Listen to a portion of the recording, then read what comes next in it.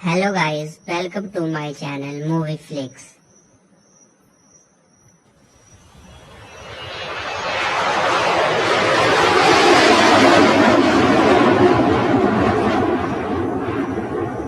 के पास दो लड़कियां आती है और उसे सीट एक्सचेंज करने के लिए कहती है। एलेक्स अपने दोस्त के पास चला जाता है। वो देखता है कि वहाँ पर ट्रे का लॉक टूटा हुआ है। एलेक्स बहुत ज्यादा घबराया हुआ होता है। वो फ्लाइट से उतरना चाहता है पर अब बहुत देर हो चुकी है क्योंकि अब फ्लाइट टेक ऑफ होने वाली है और जल्दी फ्लाइट टेक ऑफ हो जाती है।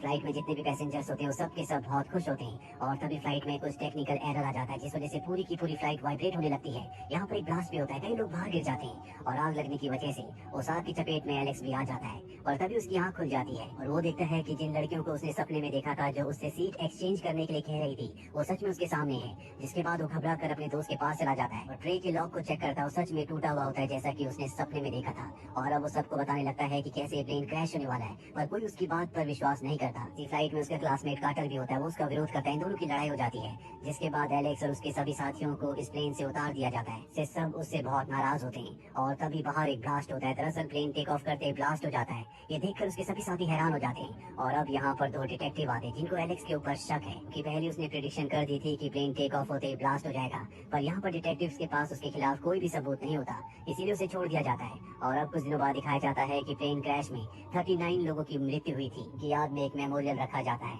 वहाँ पर एलेक्स भी होता है। एलेक्स के दोस्त टॉड के पिता उसे घूर घूर कर देख रहे होते हैं कि उस ब्लास्ट में उनके छोटे बेटे की मृत्यु हो गई थी और इसके लिए वो एलेक्स को जिम्मेदार समझते हैं। लेकिन यहाँ पर वो लोग जो एलेक्स की वजह से प्लेन से उतर गए थे वो सब समझते हैं कि एलेक्स ने उनकी जान बचाई है, जिसमें क्लेयर नाम की एक लड़की भी होती है जो उसकी दोस्त है और वो उसे एक व्हाइट कलर का रोज देती है। रात को एलेक्स जब अपने कमरे में होता है तो उसकी विंडो पर एक आउल आकर बैठ जाता है। उसे भगाने के लिए वो मैगजीन उसकी तरफ फेंकता है जो टेबल फैन पर अटक जाती है। उसके बहुत सारे टुकड़े हो जाते हैं। इनमें से एक टुकड़ा एलेक्स के पास आता है और उस पर लिखा होता है टॉड, यानी कि अब टॉड की बारी है। पिछली बार जब ब्लास्ट होने वाला था उससे पहले टॉड भी उसके साथ प्लेन से उतर गया था। इसका मतलब ये है कि अब टॉड की बारी है। हालांकि उसके मरने का वक्त वो था और एलेक्स की वजह से उन्होंने मौत को चीट कर दिया था पर जिसकी जब मौत लिखी होती है वो जरूर होती है और अब टॉड की बारी है। टॉड को बचाने के लिए उसके घर जाता है लेकिन उसे पता चलता है कि टॉड की मृत्यु हो चुकी है।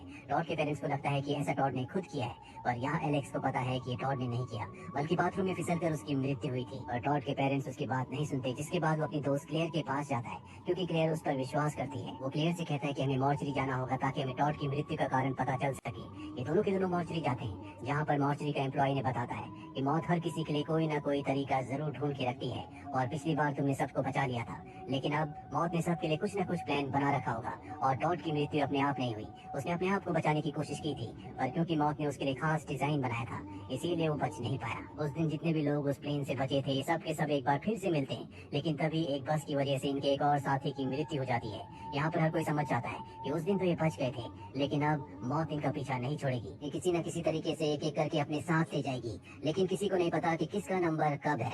एलेक्स प्लेन की सीटिंग अरेंजमेंट को देखता है। जिस प्लेन में ब्लास्ट हुआ था उसे पता चलता है कि ब्लास्ट में सबसे पहले टॉड को मारा जाना था, जिसके बाद उस लड़के को जिसका एक्सीडेंट हो चुका है। तीसरे नंबर पर इनके टीचर की बारी थी जो अब भी जिंदा है, इसीलिए एलेक्स अपने टीचर के घर जाता है। उसकी टीचर उसे देख लेती है। उसकी टीचर को उस पर शक होता है क्योंकि जहाँ जहाँ एलेक्स होता है वहाँ पर मौत होती है, इसीलिए डिटेक्टिव्स को कॉल कर देती है। जिसके बाद डिटेक्टिव्स वहाँ पर आते हैं और एलेक्स को पकड़कर अपने साथ ले जाते हैं। वो उससे पूछताछ करते हैं। एलेक्स सब कुछ बता देता है कि किस तरह से मौत एक एक करके सबको मारने वाली है और उसकी बातों पर कोई विश्वास नहीं करता।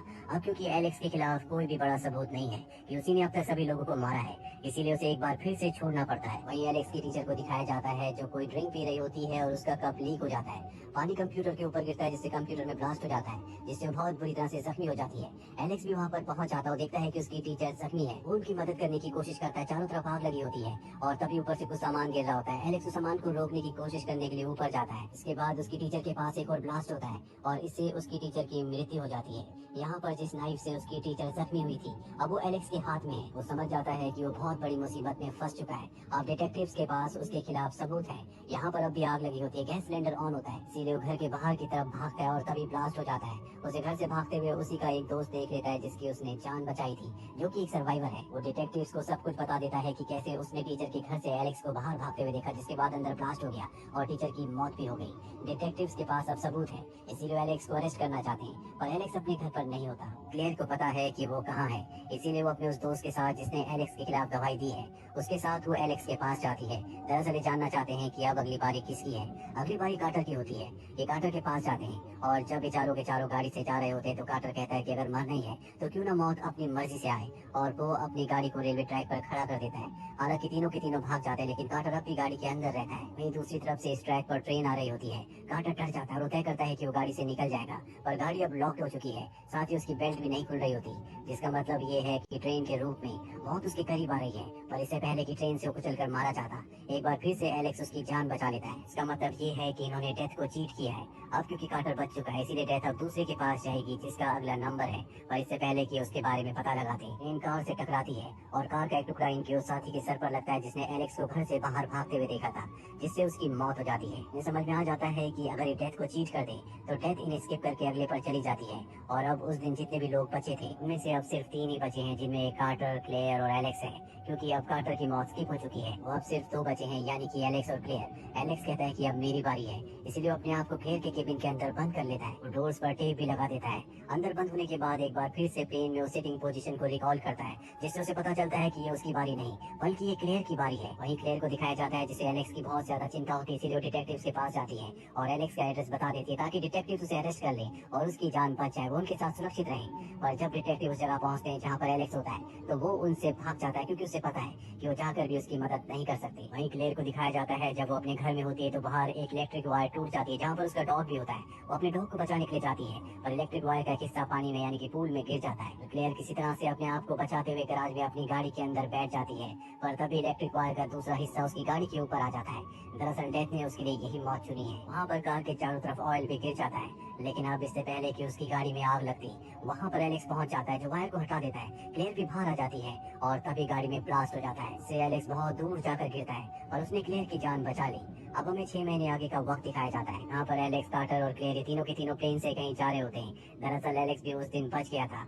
इन्होंने मौत को यानी कि डेथ को चीट कर लिया है। एलेक्स को पूरा विश्वास है कि क्लेयर और कार्टर को बचाकर उसने डेथ को चीट किया था, पर उसकी बारी अभी नहीं आई, किसी ने उसे बचाया नहीं है, यानी कि कभी भी उसकी बारी आ सकती है। और तभी वहाँ पर कुछ लोग आते हैं जो उसी गाने को प्ले करते हैं जो एलेक्स ने उस दिन एयरपोर्ट पर सुना था।